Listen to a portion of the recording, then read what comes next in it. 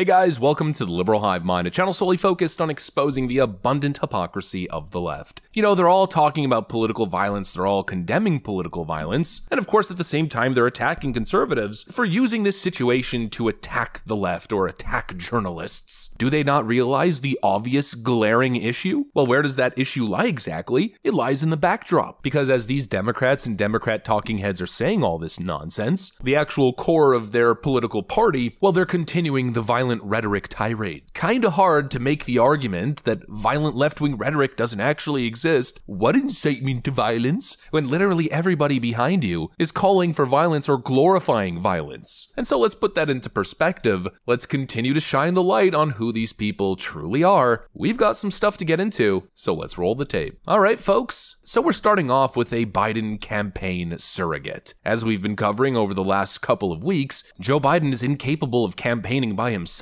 and so he's been sending his surrogates. And obviously that's Jill Biden and various celebrities. He sent Robert De Niro during an official Biden campaign event outside the Manhattan courthouse where Donald Trump was hit with a 34-count guilty verdict.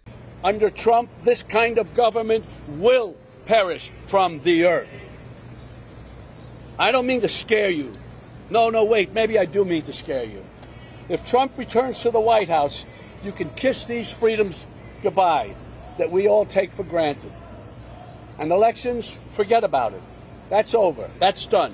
If he gets in, I can tell you right now, he will never leave. He will never leave. You know that. He will never leave. And then the week later, they employed another celebrity, Mr. Jack Black. There wasn't much they could say after that, and when the president wins in November, I'm pretty sure I'm going to get a sweet shout out in his victory speech for what I gave up to be here. Because when democracy is at stake, Jack Black answers the call. Jack Black is part of the Biden campaign. I just wanted to lay that context out because I think that's really important here. Joe Biden's talking about decency and bringing down the rhetoric, but his campaign surrogate, Jack Black, and his Tenacious D band member, well, it seems they have different plans.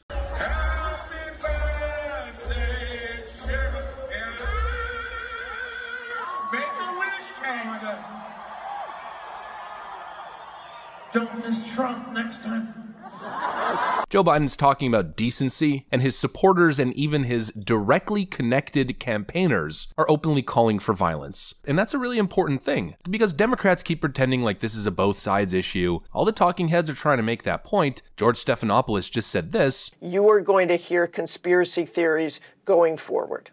No question about that. But as you point out those statements from J.D. Vance and Vivek Ramaswamy, of course, President Trump and his supporters have contributed to this violent rhetoric. President Trump and his supporters have contributed to this violence. Okay, Remalaka Georgie, let's go with that. Violent rhetoric from all those Trump supporters. Again, I'm stuck here looking like John Travolta, confused and looking around. What violent rhetoric? Don't you find it funny how these clowns in the media can just get away with these outlandish claims? Trump supporters and their violent rhetoric. Where are the examples? When you make a claim like that, you should be showing all of the examples, right? Nope, it's the typical double standard. Leftists don't have to actually justify their arguments or their talking points. They speak them into existence, they say them, and they're automatically true because Malaka George said it. How ridiculous. Again, I stand here and I challenge any leftist to make a counter video to mine. I mean, please expose me. Liberal Hive Mind exposed. Show me all this violent MAGA rhetoric. And again, that challenge will go unanswered as it usually does because there's simply no evidence of it. Find a single example of a Trump supporter randomly assaulting a Biden supporter for simply wearing a Biden hat or shirt. Doesn't happen. Find an example of violent right-wingers rioting, destroying things. People, of course, are going to say January 6th, but even if we give you that, even if we concede the point, you have one example? That's it? One example of a protest that got a little bit out of order, that's all your evidence. The fact of the matter is that there is simply no pattern. There's no widespread pattern of behavior that can be tracked from day one all the way to present. But when talking about the left, it's constant violent rhetoric. It's not the same thing. It's a false equivalency. It's a distraction. It's a partisan bull you-know-what talking point. Coming from people who are supposed to be neutral journalists, just giving you the facts. When you make a statement without providing the facts, you are not a journalist providing the facts, you are a paid propagandist, you are a biased DNC operative, and that's exactly what these Democrats are desperately doing. They want to hide the truth. They want to tell you it's not happening, while Jack and his buddy on stage are essentially calling for a second attempt, and that's what's happening. That's what we're seeing everywhere. You know, again, it's all about optics. Democrats are telling us that it's a both sides issue. You can't point the finger at us. Meanwhile, this is what's happening on social media.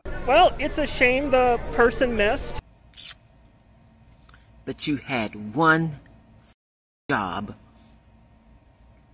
and you missed.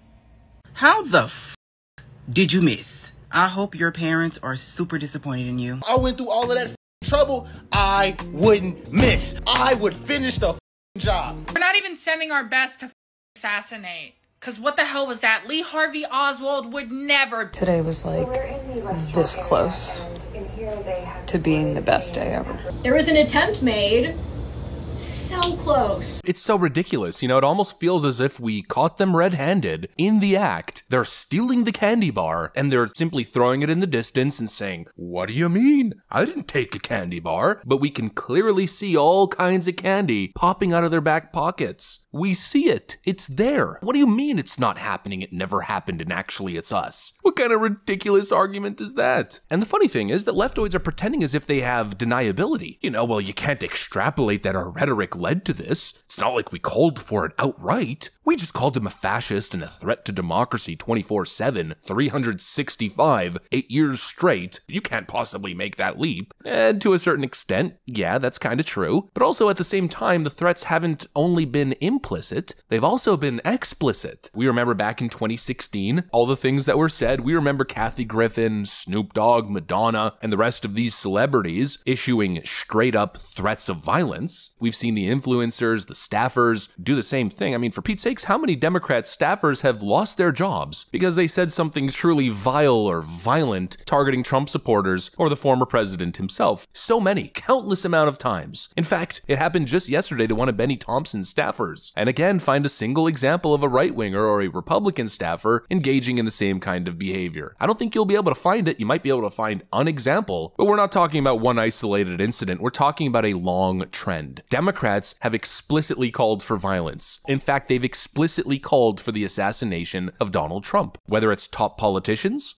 And the donor class can't just sit back on the sidelines and say, "Oh, well, don't worry, this will all work itself out." They're still going to have to go out and put a bullet in Donald Trump. And that's a fact. And they've said it explicitly, and of course, they've visualized it quite explicitly as well. We all remember that theatrical performance that occurred in New York City's Central Park, where they conducted a play with the infamous assassination of Julius Caesar from back in ancient Rome in the Senate, except they modernized it, replacing Julius Caesar with then President Trump. It's an actor dressed to look just like President Donald Trump as he's assassinated on stage. Look as his character is stabbed to death. And that play, by the way, was protested by Jack Posobiec and Laura Loomer. Freedom! Stop the normalization of political violence against the right! This is unacceptable! You cannot... Get off the stage! All right, ladies and gentlemen, we're going to pause. We're going to pause. Security. You are all Goebbels! You are all Nazis like Joseph Goebbels! This is Goebbels! You are all Goebbels! You are inciting terrorists!